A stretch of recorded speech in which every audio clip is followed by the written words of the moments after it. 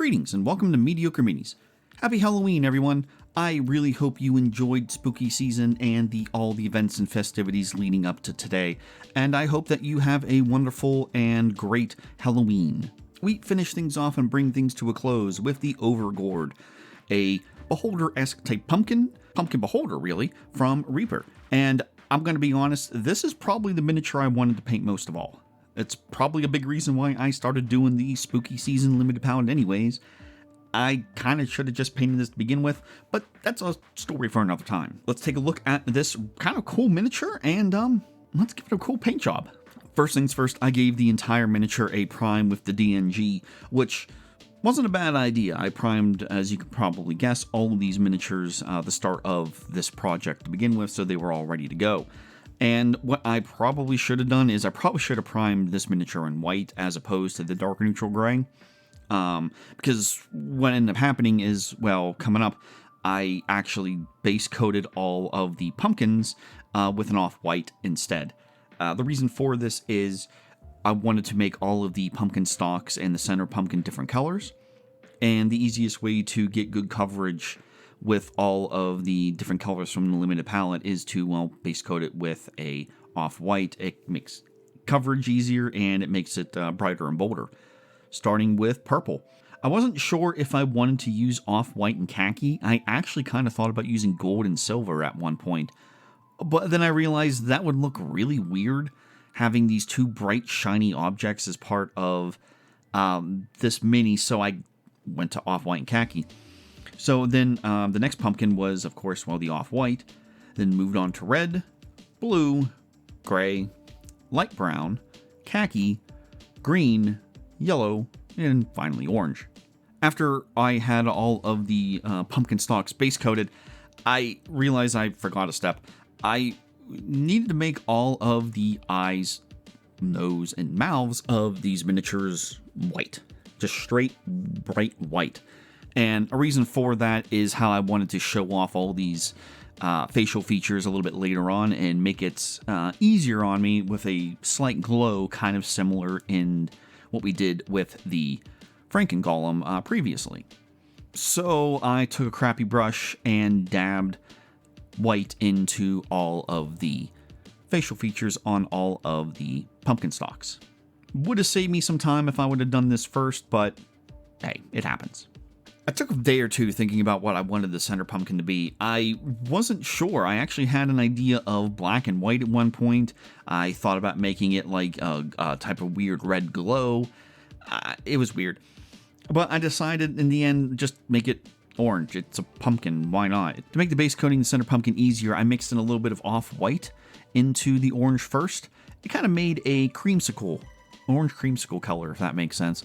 And I used that to do my initial base coat. But then I did move on to just straight orange to really bring out that bright vibrancy that we were going for. And to do that, I, well, started off with actually an all-over sepia wash. I thought about different ways I could tone this down and really shade the pumpkin. And I figured, you know what, let's just start with a sepia wash and go from there. And I realized that it was like half right. It's what I kind of wanted, but it wasn't all of what I wanted. So I applied a little bit more wash to specific areas. And then I came up with an interesting idea that I'm actually going to do a lot more testing with coming up. And this idea is effectively paint on the wash as if it were a paint. And I started doing that, especially in some of the nooks and crannies along the sides of this pumpkin. I used the sepia wash as a paint and darkened those areas even more. And after I was satisfied with all of the shading, I then moved on to the highlights. And for the highlights, it was real simple. Orange, and then added in white. It was at this point I kind of realized I wanted things to be a little bit more exaggerated. A little bit, not silly, but a little bit more bright and bold than dark and dingy. So I started adding highlights to really pop out contrast, just to make it stand out. Areas on the sides and the bottom I gave a little more highlight to that normally wouldn't get it, but I'm going for a little bit more over the top and standout-ish type of miniature, so add in highlights wherever they look good. Though I did actually spend a lot of time around the mouth and eye for the highlights, because that's really where I want the attention to be in the end, towards the center face. So I added a little bit more white than I normally would to the highlight areas in that region. Now, with all that completed, then I moved on to the center eye itself, and of course, well, the rest of the face, including the mouth. And to do this, I used off-white as a base coat for the center eye as well as the teeth. So I'm going to split this up into a few different parts, starting off with the eye. Now to do this, to draw what would end up being the iris and the pupil, I used a very light gray first to create, well, the eye itself, or the iris. And I went with light gray because it's easy to correct any mistakes if I were to happen to make any. And once I got the shape of the eye to about where I wanted to, then I took black and drew, basically, traced on the inside of that gray outline that I previously did. And I did this just to provide more contrast, to go straight from the off-white, then a black line, into what became, well, what I decided on was blue for the iris color. After a base coat of blue, then I simply added more white over time and drew many just thin lines from the outside of the eye in towards the center. And all these individual lines over time built up what is a pretty nice transition to create a colored iris. This did involve a little bit of going back and forth, drawing a center pupil to about where I wanted to, adding more lines, fixing things up. It's a lot of back and forth at this point to get to a point where the iris and the pupil is what you had in mind. Once I got to that point, I finished up with 2 dots of pure white. This is just to show a reflection, giving the idea that light is bouncing off the eye itself, and to make it look shiny, like eyes really are. Now later on, when I do the gums and the fleshy bits around the eye, I end up getting a very light pink. And now that light pink, I take a small amount, relatively thin, and that I use to draw the blood vessels on the eye itself. Speaking of those fleshy bits, it began with a mix of red and purple to get this really dark, very dark red. And from there, I simply added more red and then eventually white into the mix to get a highlight of these fleshy areas.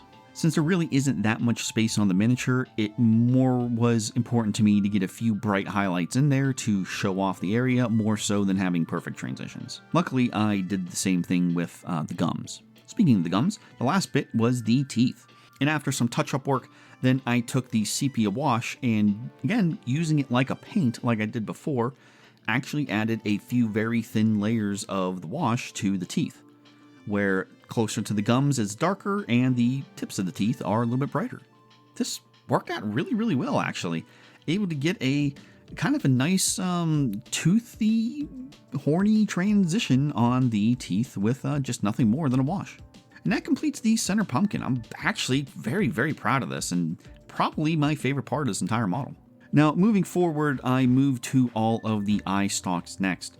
And if I'm being honest, they all follow pretty much the same format, and for the most part, there's not too much exciting information that happens, but I'll explain what I do anyways and go over some of the color combinations that I use. But just keep in mind, it's mostly a lot of the same for all 10 pumpkin stalks, just different colors.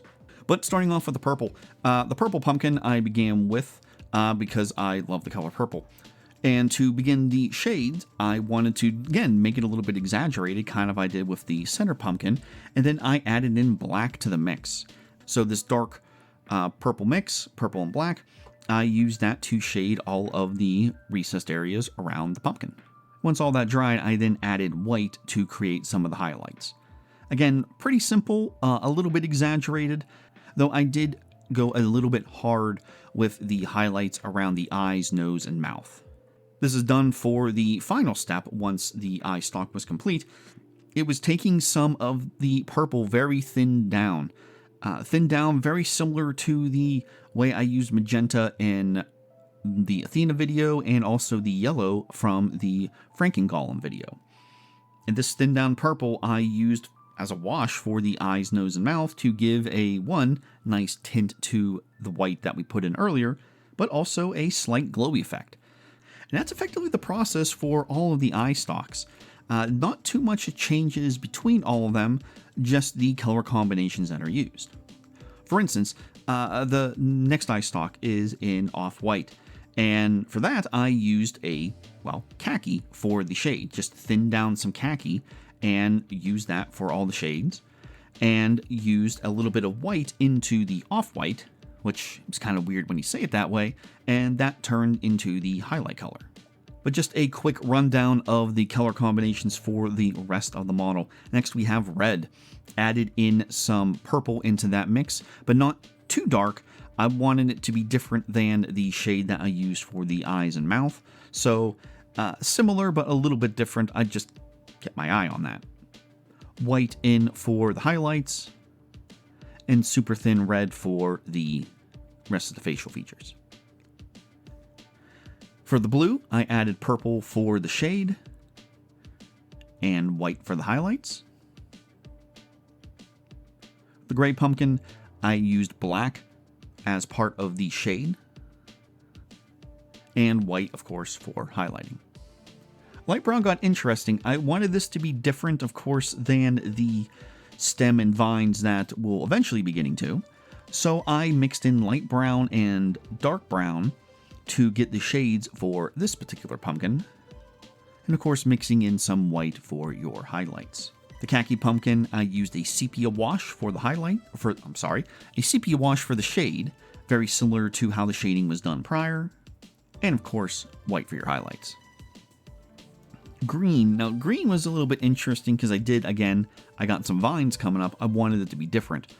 So I used a dark brown for shading the green, and white for the highlights. This made a minty green highlights, which is definitely going to be different from what we're going to be using for the vines coming up. For the yellow pumpkin, I used a sepia wash for the shading, and of course white for the highlighting. So finally, for the orange pumpkin, it was very similar to how the center pumpkin was done. I added in, or used, sepia wash for all of the shading, and added in some white for the highlights. Two last bits of the model. First, we have the stems and vines. You might have noticed in the background things change back and forth a few times. I wasn't sure how I wanted them to look at first, but I decided on having a combination of both. And once I had the areas and the base coats completed and touched up, which took a surprising long period of time, there's a lot of nooks and crannies with this model, and also with the eye stalks. It required a lot of patience and precision. I didn't want to mess anything up and have to go back and correct mistakes. It happens, and it's gonna happen, but it was a good exercise in patience and brush control to minimize any mistakes that I might come across. Anyway, getting back to the actual painting of the stem and vines. The stems were base coated in a dark brown, and in addition, a small amount of black was added to the mix to darken it up. And I did this haphazardly, a little bit bold, a little bit bright, to kind of match the rest of the theme of this model of, pretty good contrast and a little bit of exaggeration. They didn't really do too much in the way of highlighting the brown stem. Next, then we have the green vines. Now, to make this different than the green pumpkin, I did the shading with a mixture of green and light brown. Again, a little haphazard, a little bit all over, and a little bit exaggerated. After that was complete, I mixed in yellow into the green to create my highlights for all the vines and green areas that I wanted to be. And finally, moving on to the base. I wasn't quite sure what I wanted to do with the base at first. I had a few different ideas, but I couldn't quite come to a decision. Luckily, a few of my friends had some suggestions, or at least reinforced some of my ideas, so thank you to Teresa and Adam for your input. Anyway, for the base, I one of my thoughts was to use browns and oranges for most of the pumpkins, so I mixed brown and orange and made a dark brownish orange and base coated, the pumpkins with it. Once that was dried, I also base coated some stone, which I didn't realize until the very end was there, but I coated the stone in gray. Once all of this paint was dry, I then used some dry brushing to give some highlights to all of the pumpkins and stone on the base. This is mostly just using orange and eventually adding in a bit of off-white to that orange. But this is where things get fun. I then added in some green to the mix to go with the suggestion of making it a little green to be like maybe it's a little radioactive where this creature came from. So I did, and I just dry brushed on straight green onto, and then towards the end I added a little bit of yellow into that mix to have a yellowy, glowy, greenish effect, and dabbed and brushed that on the base and some of the surrounding areas. And honestly, that was a great idea. I never would have thought of that. And there we have it. Spooky season comes to a close with the Overgourd on Halloween. I really love this model, and I am super glad that I not only painted it, but went a little bit further with some of my ideas than I initially thought. Really bumping up that contrast some and making some of the highlights exaggerated, I think really made this mini pretty awesome. So I hope you enjoyed Spooky Season, not only here on YouTube, but also in real life. It can be a very fun time of year, and I hope it is enjoyable for you and your families. Thank you very much again for watching. This is Mediocre Minis, and may the divine light your path.